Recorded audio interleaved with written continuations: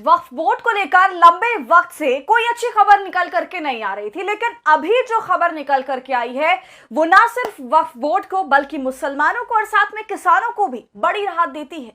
तो आखिर कोर्ट ने ऐसा क्या फैसला सुनाया है, उस फैसले पर आएंगे दोस्तों, तो आप हमारे साथ अंत तक बने रखिएगा। नमस्कार, आदाब, आप देख रहे हैं खबर अड्डा और मैं हूं आपके साथ सुम्बुलीरम।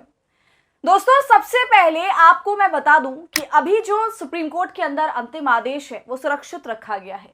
Chief justice B R. गवाई नतीजे पे तो पहुंच गए हैं, लेकिन अभी फैसले को नहीं सुनाया है बस, और अंतिम आदेश किसी भी वक्त किसी भी पल आ सकता है। आखिरी सुनवाई में हम सभी ने देखा कि कैसे कपिल सिब्बल और तुषार मेहता में अच्छी खासी बहस हुई, और ये अच्छी बहस का नतीजा है कि ऐन मौके पर सीजेआई ने फैसला ना सुनाकर उसे सुरक्षित रख लिया। तो वो बड़ा फैसला कुछ भी हो सकता है, हम सभी को इंतजार है। लेकिन दोस्तों, मध्य प्रदेश के वक्फ बोर्ड का फैसला आ गया है और उस फैसले से वक्फ बोर्ड समेत मुस्लिम पक्ष को बड़ी राहत मिल गई है। एक खुशी की लहर है, क्योंकि वक्फ बोर्ड एक लंबे मामले को जीत चुका है। साथ ही दोस्तों, उत्तराखंड में वक्फ मामले पर सरकार कैसे फंसी है उसका भी जिक्र मैं आपसे करूंगी, लेकिन पहले एमपी मामले की चर्चा कर लेते हैं। मध्य प्रदेश वक्फ मामला, जहां याचिकाकर्ता हाईकोर्ट गए थे, हाईकोर्ट में वक्फ के खिलाफ याचिका डाली गई थी जो अब रद्द कर दी गई है जजों द्वारा। जी हां दोस्तों, आपको बता दूं, वक्फ बोर्ड के पास तमाम तरह की जमीनों के अलावा खेती की जमीन भी होती है। उस खेती की जमीन को किसानों को दिया जाता है रेंट पर, और जो फिर पैसा आता है उसकी सामाजिक कल्याण के लिए इस्तेमाल होता है वो। और मध्य प्रदेश का जो मामला है वक्फ का, वो इन्हीं खेती वाली जमीनों से जुड़ा हुआ है, जिसके ऊपर भू माफिया कब्जा करके बैठे थे और आनन फानन में जमीन की नीलामी भी करना चाह रहे थे, मगर ऐसा हुआ नहीं। इसके ऊपर ऑब्जेक्शन उठाया गया, मामले को हाईकोर्ट में दर्ज कराया गया और ये कहा गया कि जब ये जमीन वक्फ बोर्ड की है तो इसकी नीलामी कैसे हो सकती है। और इसी पर जस्टिस विवेक और जस्टिस अग्रवाल ने दोस्तों ऐतिहासिक फैसला सुनाया है। इस पर देखिए, खबर भी मौजूद है, लिखा हुआ है, मध्य प्रदेश में वक्फ बोर्ड को हाईकोर्ट से मिली बड़ी जीत, अध्यक्ष सनवर पटेल बोले अब जमकर होगी कमाई। खबर में आगे लिखा है, मध्य प्रदेश उच्च न्यायालय ने वक्फ कृषि भूमि की लीज नीलामी को चुनौती देने वाली याचिका को खारिज करते हुए वक्फ बोर्ड की प्रक्रिया को वैध ठहराया। हाईकोर्ट के इस फैसले पर मध्य प्रदेश वक्फ बोर्ड के अध्यक्ष सनवर पटेल ने खुशी जताई, जमीन को कब्जे से मिलेगी मुक्ति। देखिए दोस्तों, साफ लिखा है, इस फैसले के बाद मध्य प्रदेश वक्फ बोर्ड के अध्यक्ष सनवर पटेल ने कहा कि मध्य प्रदेश संभवतः देश का पहला राज्य बन गया है जहां वक्फ से संबंधित संपत्तियों के लिए बनाई गई सरकार की नीति को हाईकोर्ट ने वैधता प्रदान की। हम उच्च न्यायालय के फैसले का स्वागत करते हैं।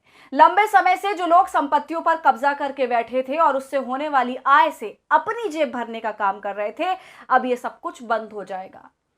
तो दोस्तों, कुछ इस तरह से इस पूरे फैसले का समाधान हुआ और इस फैसले में वक्फ बोर्ड की जीत तो हुई है, मगर इस एक फैसले से और इसमें सफलता पाने से अब ये पूरा का पूरा केस एक नजीर की तरह काम करेगा और बाकी तमाम केसेस में भी इस केस का हवाला दिया जाएगा और वक्फ के जो भी तमाम मिलते जुलते मामले हैं इस केस से, तो उसको सामने मद्देनजर रखा जाएगा और इस तरह की सारी याचिकाओं को खारिज कर दिया जाएगा। एक सही फैसला आने में ये केस कुल जमा बात यह है कि ये केस काफी मदद करने वाला है, इसलिए इस जीत को बड़ी जीत माना जा रहा है। दोस्तों, अब आ जाते हैं दूसरी खबर पर, जो उत्तराखंड की है।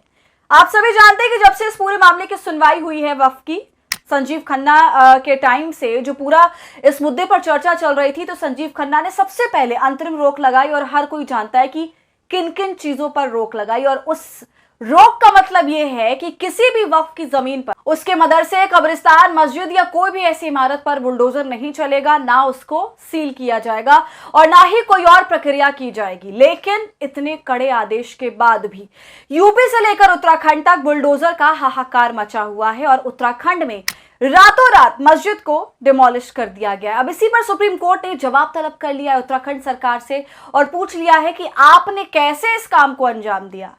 सुप्रीम कोर्ट की तरफ से एक अवमानना याचिका दायर हुई है, जिसमें यह दलील दी गई है कि वक्फ संशोधन अधिनियम 2025 को चुनौती देने के मामले में केंद्र की ओर से शीर्ष अदालत को भरोसा दिए जाने के बावजूद देहरादून में दरगाह को बिना किसी नोटिस के ही जमींदोज कर दिया गया। यह घटना 25-26 अप्रैल को मध्यरात को हुई। तो दोस्तों, अब हर किसी को फैसले का इंतजार है, यह भी देखना है कि इस उत्तराखंड वाले मामले पर सरकार क्या जवाब देती है।